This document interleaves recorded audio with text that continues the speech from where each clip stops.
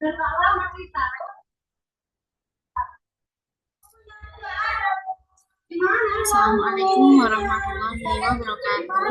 Perkenalkan, nama saya Aurelia Najibani. NPM 2303050050 akan mempresentasikan hasil kerja saya itu tentang strategi pembelajaran. Pertama,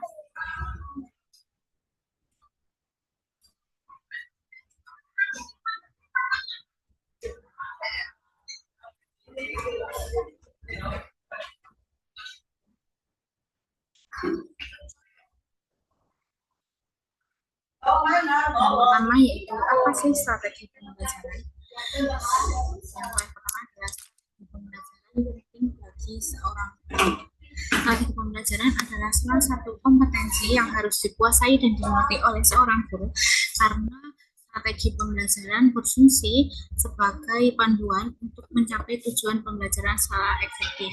Jadi, dengan adanya strategi pembelajaran itu membantu seorang guru untuk proses pembelajaran.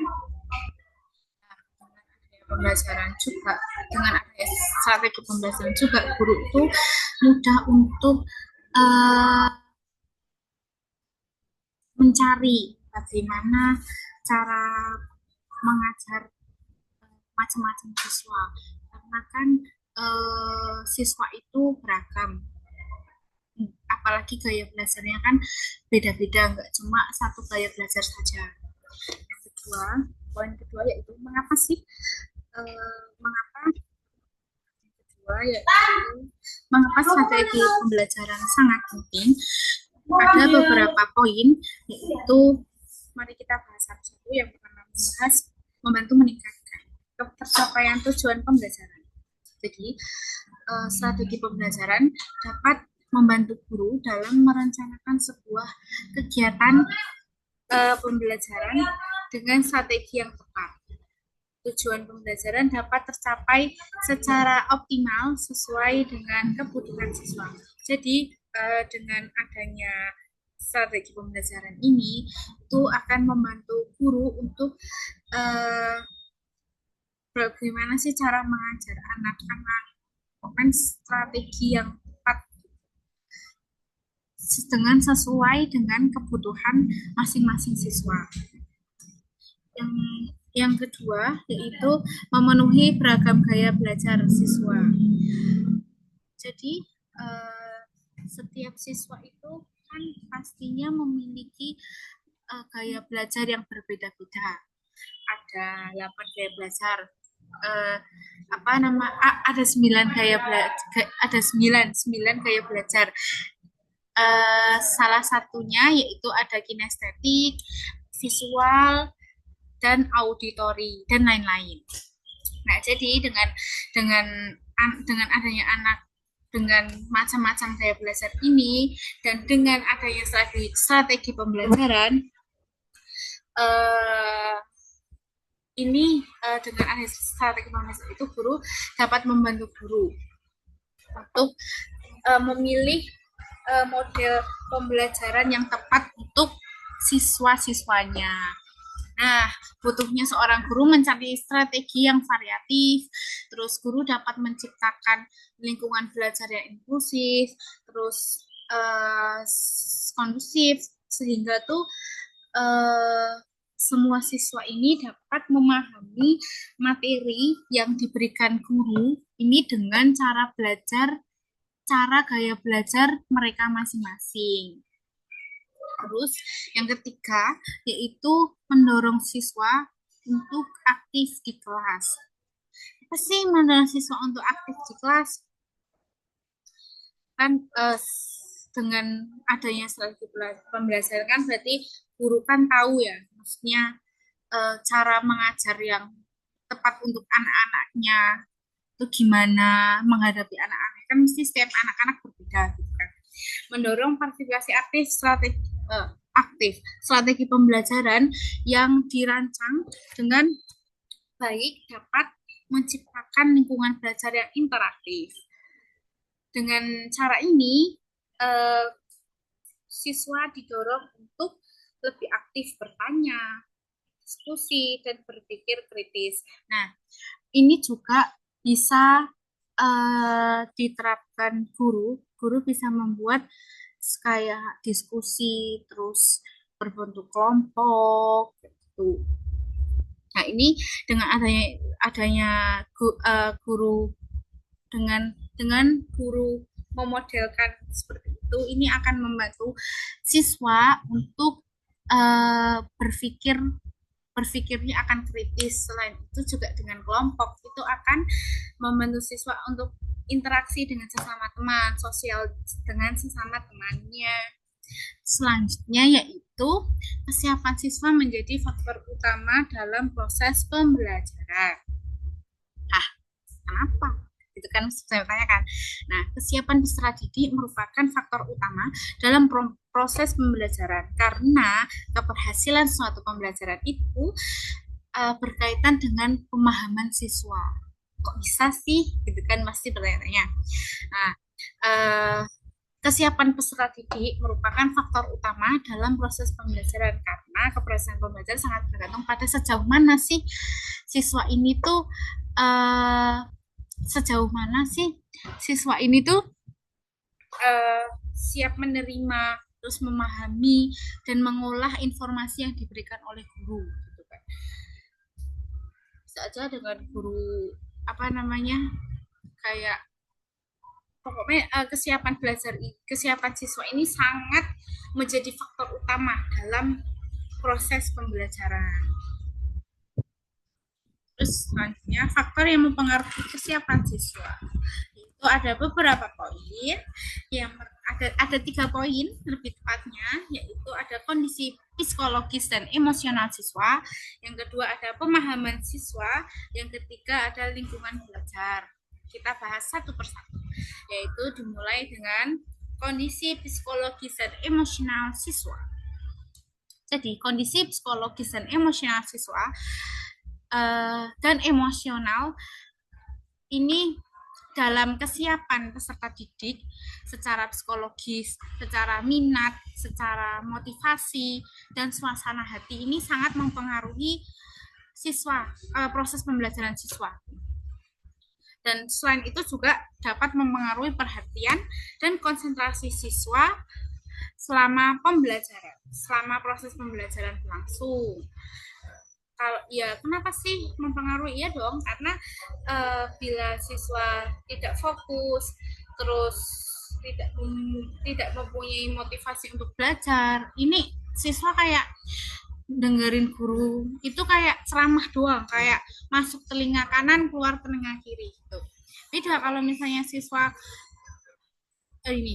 peserta didik yang memiliki motivasi cenderung lebih antusias dan terlihat aktif dalam pembelajaran. Nah, sebaliknya jika tidak memiliki motivasi, terus psikologis siswanya ini tidak baik atau kurang, terus maka siswa akan cenderung tidak fokus atau kayak bodoh amatin guru yang menerangkan di depan gitu loh, kayak tidak mendengarkan, malah tidur bisa aja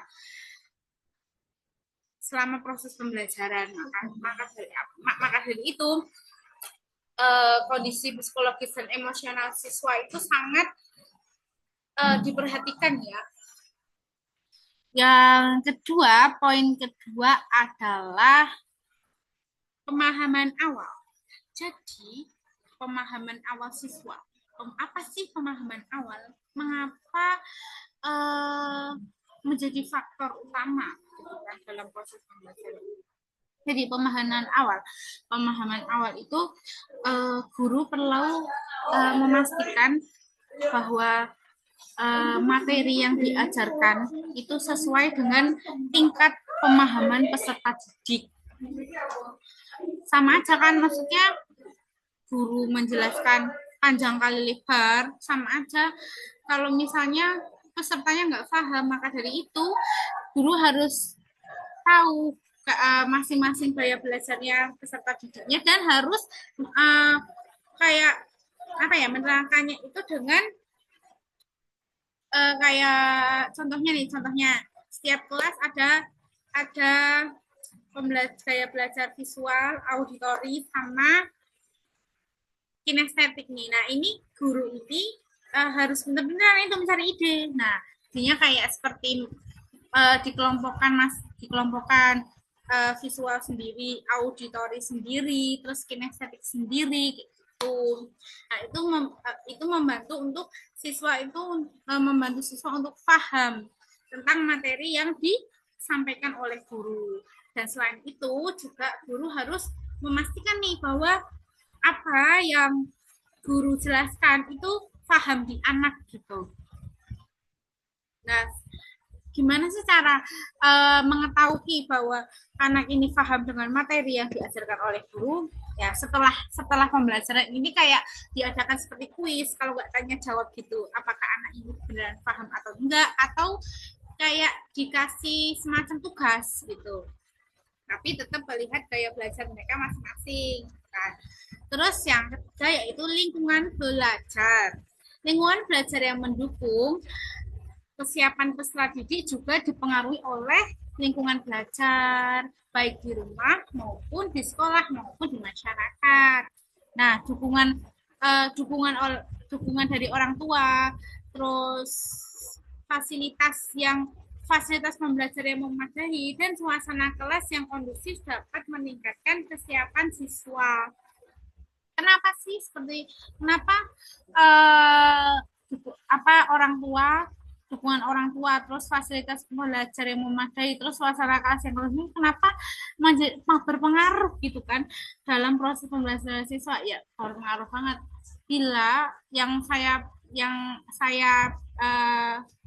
bahas tadi, bila siswa tidak memiliki motivasi, tidak memiliki dorongan dari orang sekitar, terutama dari orang tua, itu mereka kayak belajarnya yaudah berangkat ke sekolah, tinggal berangkat, terus ngerungokke ya walaupun dengar telinga kanan telinga kiri ya.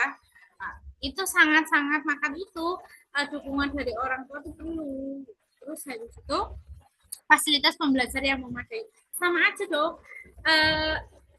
Apa kayak mengadakan proses pembelajaran kalau fasilitasnya itu tidak mendukung, tidak memadai, misal anak mau praktek gitu.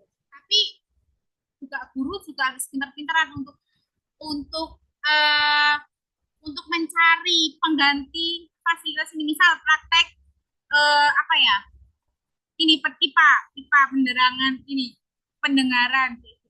Itu bisa apa namanya, bisa kalau misalnya fasilitas yang ada dari sekolah itu bisa digantikan dengan kayak kaleng disambungin kayak gitu. Pokoknya intinya ya itu kembali lagi dengan adanya strategi pembelajaran itu bisa.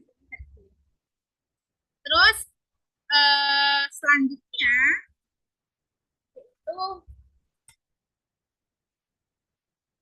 strategi pembelajaran yang fokus pada faktor siswa. Maksudnya apa sih? Strategi pembelajaran yang fokus pada faktor siswa merupakan pembelajaran diferensiasi untuk untuk menempatkan siswa sebagai pusat pembelajaran. Sebelumnya materi ini tuh sesuai dengan video YouTube yang sudah saya cermati. Nah, dalam video tersebut ini strategi pembelajaran diferensiasi ini dibagi menjadi 3, yaitu strategi pembelajaran diferensiasi konten, strategi pembelajaran diferensiasi proses, dan strategi pembelajaran diferensiasi produk. Mari kita bahas satu-satu. Dalam video yang telah saya amati, yang pertama, siswa dibagi menjadi 3 kelompok berdasarkan gaya belajarnya.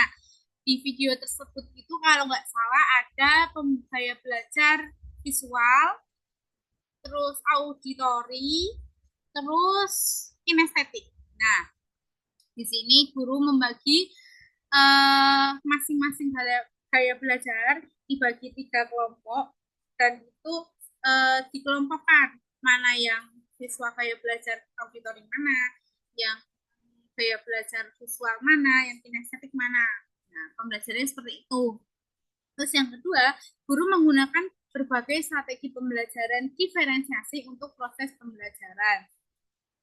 Terus berbagai strategi pembelajaran diferensiasi, yaitu ada diferensiasi yang konten, terus proses dan produk. Jadi kayak yang visual itu kayak ya guru memberikan kayak siswa diberikan oleh guru tuh kayak MP3 apa sih namanya, bukan MP3, kayak speaker speaker salah salah speaker, kayak speaker itu auditori ya guys, yang diberi speaker, terus pembahasannya ya itu, terus siswa itu mendengarkan gitu. Terus itu yang auditori. Terus habis itu yang kinestetik itu kayak ini rumah. Yang kinestetik itu suruh terjun lapangan langsung.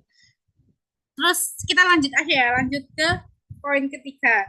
Siswa diberikan tugas terkait strategi pembelajaran diferensiasi yang telah diberikan guru. Nah, ini visual sendiri, terus yang kinestetik sendiri sama auditory sendiri. Nah, yang visual ini, yang kinestetik ini ditugaskan guru untuk apa? Untuk mewawancarai lingkungan sekitar sekolah dengan menggunakan. Nah, yang poin kedua ini, yang poin ketiga ini termasuk diferensiasi produk. Kan kalian tugas, yuk siswa langsung terjun ke lapangan. Terus yang poin kedua ini, yang guru menggunakan berbagai strategi pembelajaran diferensiasi untuk proses pembelajaran ini termasuk diferensiasi strategi diferensiasi yang konten dan proses. Terima kasih atas waktunya. Mohon maaf bila ada kesalahan kata yang saya ucapkan. Mohon maaf bila menjelimet, karena manusia tidak luput dari kesalahan. Kebenaran hanya milik Allah Subhanahu wa taala. Sekian dari saya. Wassalamualaikum warahmatullahi wabarakatuh.